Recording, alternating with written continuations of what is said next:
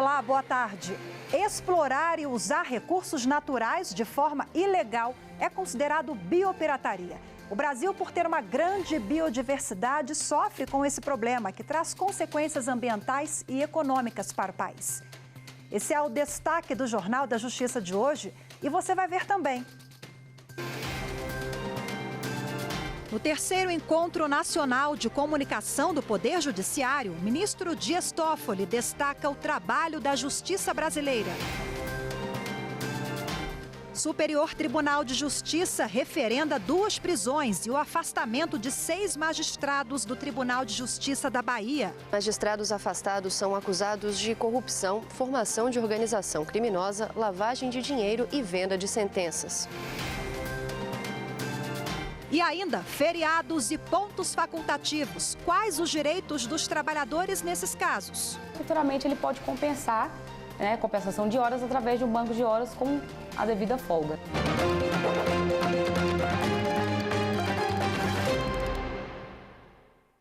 Em uma nova fase da Lava Jato, a Justiça Federal do Rio de Janeiro determinou a prisão do perito judicial Charles Fonseca William, em Niterói. Ele é acusado de fraudar laudos para favorecer empresas de ônibus. De acordo com as investigações, ele superfaturava valores apurados em seus trabalhos no Tribunal de Justiça do Rio, em troca de propina. A operação cumpre mandados de busca e apreensão na firma do perito em outros endereços ligados ao esquema. A prisão preventiva de Charles Fonseca foi autorizada pelo juiz Marcelo Bretas, que é o titular da 7ª Vara Federal Criminal do Rio. O juiz Marcos Vinícius Reis Bastos, da 12ª Vara Federal Criminal do Distrito Federal, absolveu integrantes da cúpula do PT acusados de organização criminosa. A ação penal foi movida pelo Ministério Público Federal e mirava os ex-presidentes Lula e Dilma Rousseff, os ex-ministros Antônio Palocci e Guido Mantega, além do ex-tesoureiro do PT, João Vacari Neto. Para o juiz, não ficou comprovada a existência de associação criminosa. Os ministros do Supremo Tribunal Federal definiram tese sobre o compartilhamento de dados financeiros e fiscais entre órgãos de fiscalização, Ministério Público e polícias. A troca de informações sem autorização prévia da Justiça foi considerada constitucional. A tese aprovada pelo Supremo Tribunal Federal foi formulada pelo ministro Alexandre de Moraes. É constitucional o compartilhamento dos relatórios de inteligência financeira da UIF e da íntegra do procedimento fiscalizatório da Receita Federal do Brasil, que define o lançamento do tributo, com os órgãos de persecução penal para fins criminais, sem a obrigatoriedade de prévia autorização judicial, devendo ser resguardado o sigilo das informações em procedimentos formalmente instaurados e sujeitos a posterior controle jurisdicional. O compartilhamento pela Unidade de Inteligência Financeira e pela Receita Federal deve ser feito somente com comunicação formal. Deve ser garantido o sigilo e a certificação de quem vai receber esses dados. São necessários ainda instrumentos de apuração e correção de eventuais desvios desses dados. Na semana passada, o plenário do STF autorizou por maioria o compartilhamento de informações do antigo COAF e da Receita Federal com o Ministério Público e a Polícia, sem a necessidade de autorização judicial. Faltava apenas definir os parâmetros de como isso ia ser feito. A tese fixada pelo Supremo Tribunal Federal foi aprovada por 10 votos a 1. O ministro Celso de Mello foi um dos votos vencidos no julgamento da última quinta-feira. Para ele, o uso de dados sigilosos deveria ter autorização da Justiça. Na análise das regras, no entanto, ele se manifestou a favor dos parâmetros. Nós todos enfrentamos a controvérsia, discutimos a questão. Por isso, já resolvido o caso concreto, onde fiquei vencido, eu me pronuncio, então, agora quanto à formulação da tese.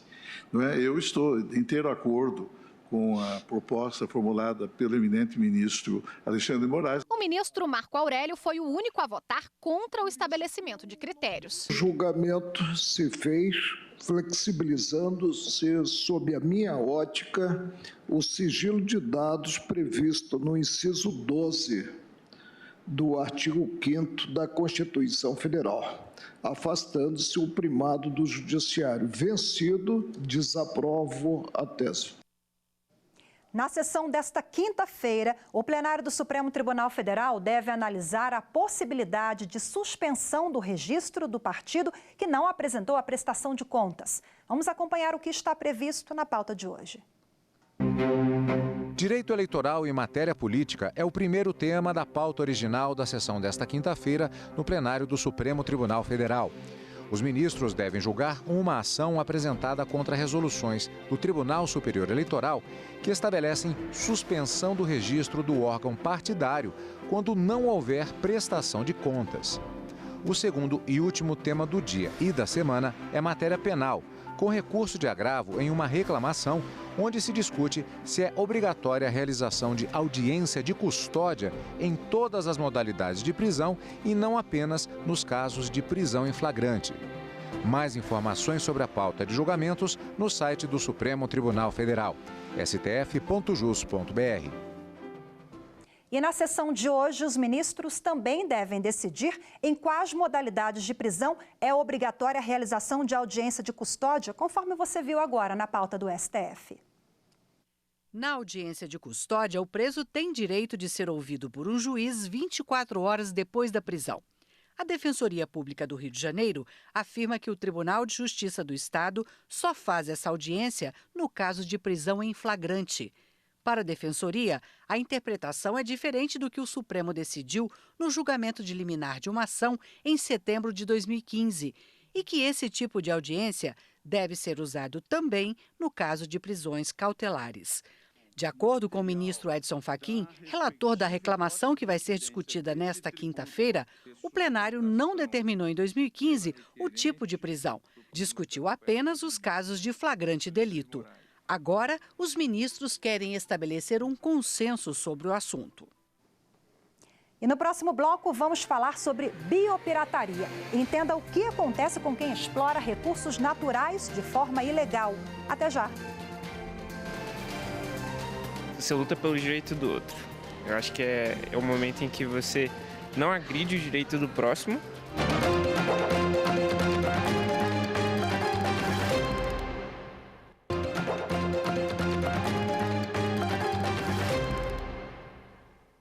A Corte Especial do Superior Tribunal de Justiça referendou 2 prisões e o afastamento de 6 magistrados do Tribunal de Justiça da Bahia.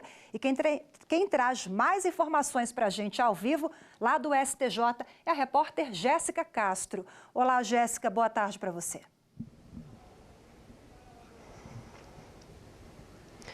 Olá, Rafaela, boa tarde. Os magistrados afastados são acusados de lavagem de dinheiro, corrupção, formação de organização criminosa e venda de sentenças relacionadas a um caso de grilagem e disputa de terras em uma área de mais de 300 mil hectares no Oeste Baiano. O esquema envolve desembargadores, juízes e servidores do Tribunal de Justiça da Bahia.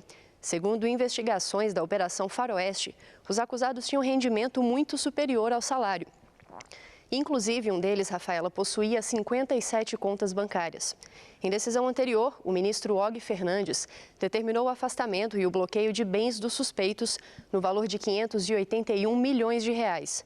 O ministro relator destacou também que a prisão se justifica porque os fatos são atuais e há também indícios de envolvimento com escritórios de advocacia e com pessoas usadas como laranjas para a compra de aeronaves, embarcações e veículos de luxo. A Corte Especial, então, referendou a decisão do ministro Og Fernandes, determinando o afastamento dos 6 magistrados e a prisão preventiva de 2 deles. Eu volto com você, Rafaela. Muito obrigada pelas informações, Jéssica. E em sessão virtual, o plenário do Supremo Tribunal Federal julgou inconstitucional lei do Distrito Federal que determinava que supermercados destinassem produtos próximos do vencimento a instituições beneficentes. Os ministros seguiram o voto do relator, ministro Gilmar Mendes, de que a norma invade competência privativa da União. A ação foi ajuizada pela Confederação Nacional do Comércio de Bens, Serviços e Turismo.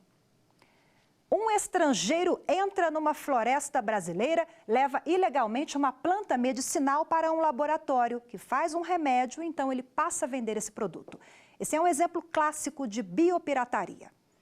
Muitas vezes, quem pratica essa infração se aproveita do conhecimento de índios e comunidades tradicionais.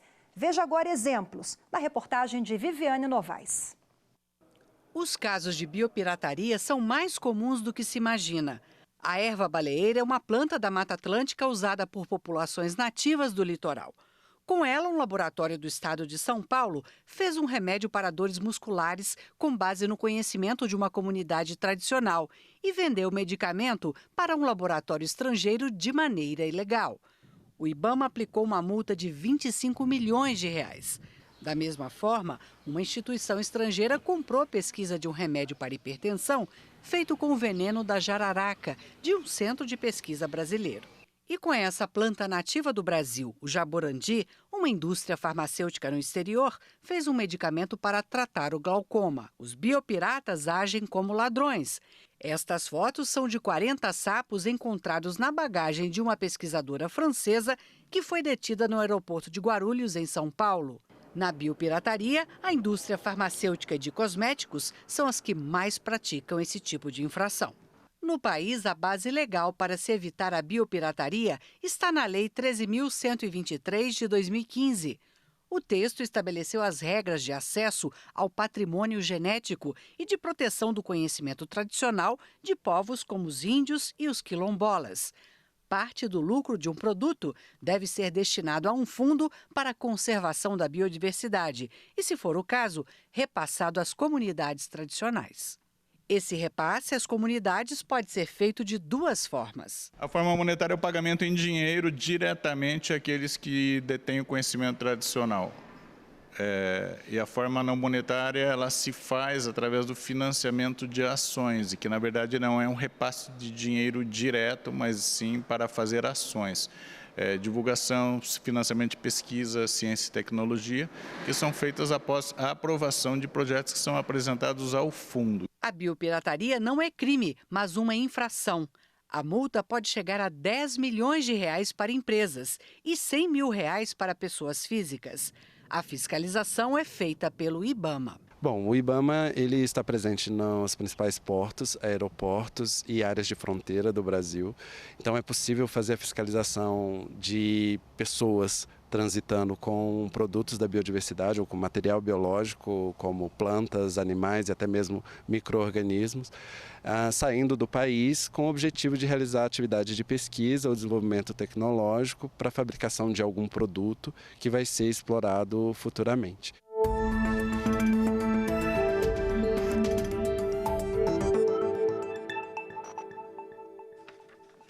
E para falar mais sobre o assunto, eu recebo aqui no estúdio a professora e especialista em Direito Ambiental, Mariana Cirne. Muito obrigada pela participação. Boa tarde, Mariana. Boa tarde, Rafaela. Eu que agradeço a oportunidade, fico muito contente de poder falar de um tema tão importante. Bom, o Brasil, nós vimos na reportagem, que é um dos países que mais sofre com a biopirataria. Por quê? Veja, o Brasil, na verdade, é o país mais biodiverso do mundo.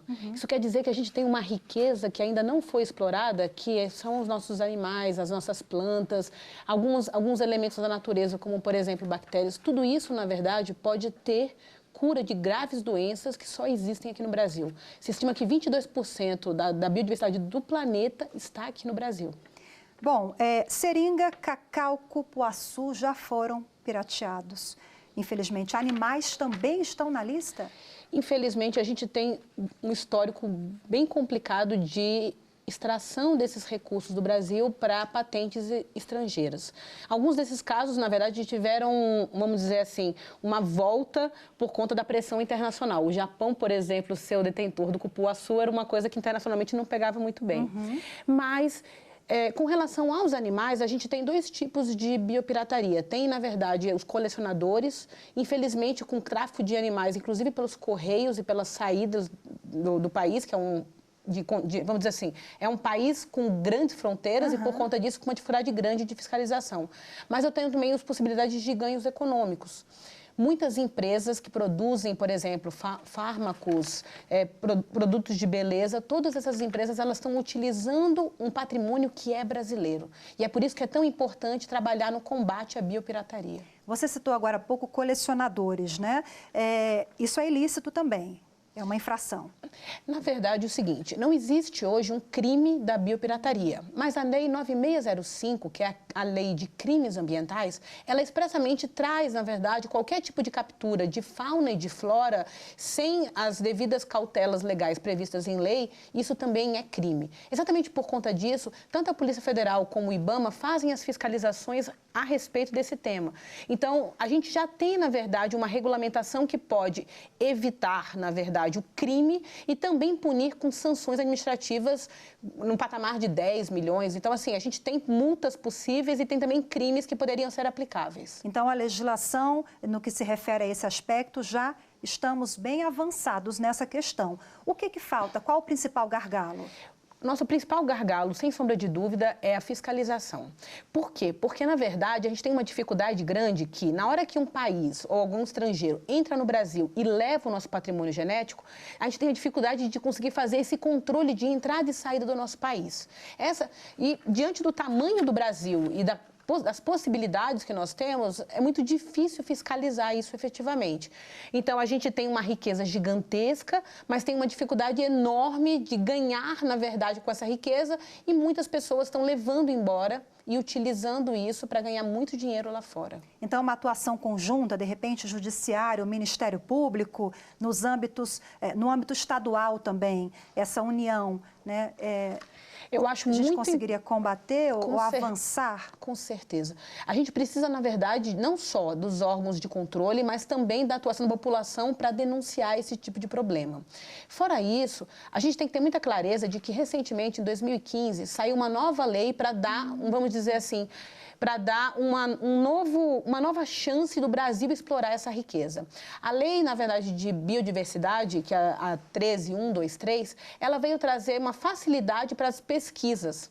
Porque a gente realmente tinha um marco normativo que inviabilizava, na verdade, a exploração desse patrimônio tão importante. Nós tínhamos pouquíssimas pesquisas em execução no Brasil. E isso, na verdade, incentivava que lá fora se pegasse esse recurso e se ganhasse dinheiro. Então, a gente fez uma lei que tem algumas críticas, mas que desburocratiza um pouco esse procedimento e garante que as pessoas possam registrar e começar pesquisas. Eu tenho exemplos de pesquisas envolvendo peixes da nossa fauna que estão dando resultados impressionantes com relação a benefícios medicinais. Eu tenho também alguns exemplos de pesquisas em universidades envolvendo plantas para formação de medicina. A gente tem que ter clareza que no Brasil é possível que cura para graves doenças como câncer possam estar dentro da nossa floresta amazônica ou na Mata Atlântica. E essa lei de 2015 que permitiu o avanço nessa questão das pesquisas científicas, né? Exatamente. Ela tem uma preocupação grande da gente ter o respeito das comunidades tradicionais. E por conta disso, a gente está, na verdade, nesse momento, no momento de implementação dessa lei, tentando fazer com que o Brasil vire, de fato, um expoente na pesquisa daquilo que é patrimônio nosso. Doutora Mariana, mais uma vez, muito obrigada pela participação. Uma boa tarde. Eu que agradeço pela oportunidade. E no próximo bloco, o terceiro Encontro Nacional de Comunicação do Judiciário reúne representantes de todo o país. Continue com a gente, eu volto em instantes. Justiça, para mim, é sobre ouvir e validar todos os lados da sociedade, toda essa pluralidade da sociedade, seja rica, seja pobre, seja branca, seja negra.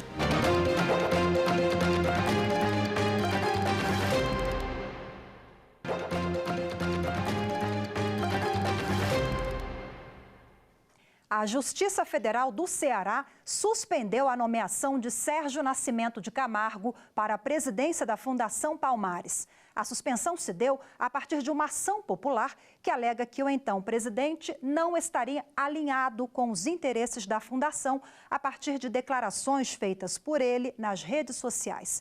A fundação tem por objetivo promover políticas públicas em defesa da população negra. A Advocacia Geral da União informou que ainda não foi intimada da decisão para suspender a nomeação e, por isso, que pretende apresentar recurso. E quem nunca abriu o calendário para olhar quantos feriados tem no ano? Acho que todo mundo, né? Só que dependendo da situação, da atividade que o trabalhador exerce, ele nem sempre vai poder folgar. Na quarta reportagem sobre direitos trabalhistas, vamos falar de feriado e ponto facultativo. Acompanhe.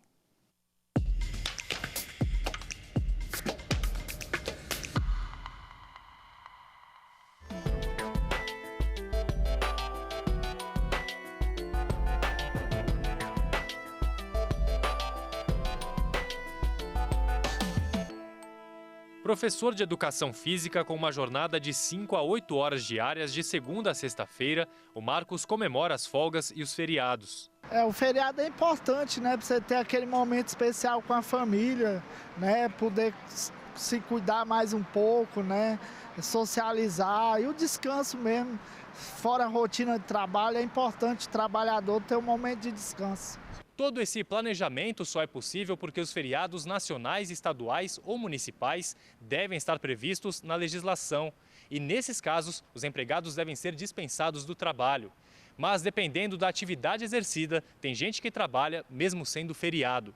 É o caso da Rebeca, que é auxiliar administrativo em uma empresa privada. Como eu trabalho em faculdade, então não é todo feriado nacional que a gente folga.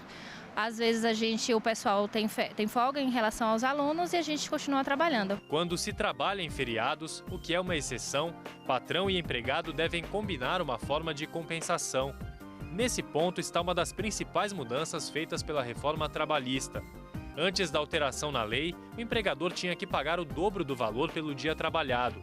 Agora, além dessa hipótese, também é permitido ao empregado tirar folga em uma outra data. Em regra, né, os feriados eles não são trabalhados, mas em casos que acontece que o trabalhador tenha que comparecer ao ambiente de trabalho, então futuramente ele trabalha nesse dia, mas futuramente ele pode compensar, né, compensação de horas através de um banco de horas com a devida folga. E o ponto facultativo é o mesmo que feriado? Não, os dois são diferentes. Pontos facultativos são publicados por meio de decretos em datas não consideradas feriados. Eles são mais comuns no setor público. O trabalho dos servidores é opcional e quem trabalha não recebe nenhum valor adicional. Está sendo realizado até amanhã na sede do Conselho Nacional de Justiça Federal, terceiro encontro nacional de comunicação do Poder Judiciário. O objetivo é discutir e criar ações estratégicas para as áreas de comunicação dos tribunais brasileiros. O presidente do Supremo Tribunal Federal, ministro Dias Toffoli, participou da abertura. Na abertura do encontro, o presidente do Supremo e do CNJ disse que o Poder Judiciário é um dos que mais produzem nos dias de hoje e ainda pacifica a sociedade. Deixou como desafio para os participantes do evento ampliar e promover uma conexão nacional para que assim a população conheça melhor o trabalho que a Justiça tem feito. Durante o evento, o ministro anunciou a criação do Comitê de Comunicação do Poder Judiciário, que vai atuar no desenvolvimento de ações e difundir boas práticas. Quantos casos decide a Suprema Corte dos Estados Unidos? No máximo 100 por ano. Em 2018, só em colegiado, o Supremo Tribunal do Brasil julgou 14 mil processos. 14 mil. É incomparavelmente maior o número de trabalho que nós temos. E nós não sabemos nos comunicar. Então, o objetivo desse encontro é criar uma comunicação melhor.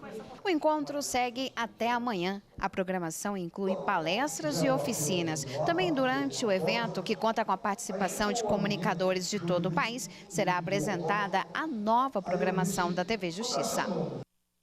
Em um estudo da Associação dos Magistrados Brasileiros e Fundação Getúlio Vargas, aponta que mais da metade da população brasileira considera o atendimento da justiça bom ou ótimo. O levantamento foi divulgado no 13º Encontro Nacional do Poder Judiciário, que foi realizado em Alagoas. A pesquisa mostra que a sociedade tem confiança na justiça brasileira. 2.500 pessoas, entre advogados, defensores públicos e cidadãos comuns, foram ouvidos. Segundo o estudo, quase 60% dos entrevistados acham que vale a pena recorrer à justiça. 49% disseram que o judiciário contribui no combate à corrupção e 47% concordam que a justiça brasileira ajuda no enfrentamento à violência. O encontro do Poder Judiciário, onde a pesquisa foi apresentada, acontece desde 2008 para discutir a modernização e a gestão dos tribunais. Neste ano foram discutidos os avanços e os novos desafios da justiça brasileira. Esse empenho em melhorar o atendimento da justiça tem dado resultados. 52% dos entrevistados disseram que confiam na justiça do Brasil. 21% consideraram o trabalho da justiça ótimo ou bom. No Executivo, a avaliação positiva alcança 16% dos entrevistados. Já no Legislativo, 10% classificaram como ótimo ou bom. Este cientista político que coordenou a pesquisa explica que quanto mais as pessoas conhecem o sistema de justiça, melhor o setor é avaliado. Para ele, é extremamente importante promover campanhas educativas para aproximar a população do judiciário. As pessoas que experimentaram o judiciário como jurisdicionados, sejam demandantes, sejam demandados nas ações, elas têm uma avaliação melhor do judiciário. Se as pessoas leem mais sobre o judiciário, se interessam mais, assistem mais programas sobre o judiciário, se declaram, em suma, melhor informadas, também tem uma melhor avaliação do judiciário. E o Jornal da Justiça termina aqui. Você fica agora com o programa Papo Cidadão. Em seguida tem Direto do Plenário. Uma ótima tarde para você, obrigada pela companhia e até amanhã.